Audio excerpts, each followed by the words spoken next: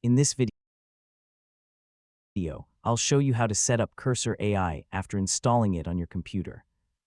Whether you're a beginner or an experienced developer, this guide will help you get started in just a few minutes. First, launch Cursor AI from your desktop or Start menu.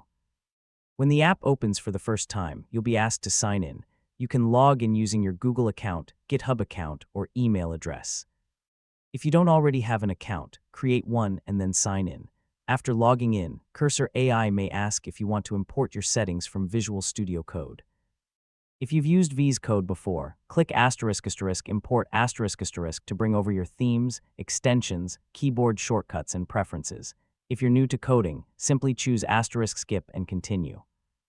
Next, take a moment to explore the main interface. On the left side, you'll see the File Explorer.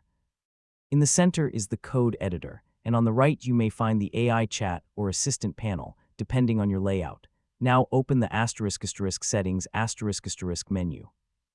Here you can choose your preferred theme, adjust the font size, enable automatic updates, and customize editor options. If you have an AI subscription or API access, make sure it's connected so you can use all AI features without interruption. Next, open or create your setting and in the AI chat, such as asking it to write a basic program or explain a piece of code. If you receive a response, your setup is complete and Cursor AI is ready to use. That's it. You've successfully set up Cursor AI on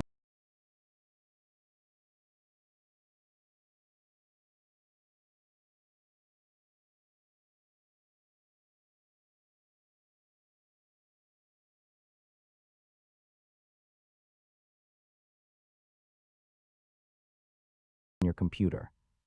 In the next video, I'll show you how to create your first project in Cursor AI. Thanks for watching, and don't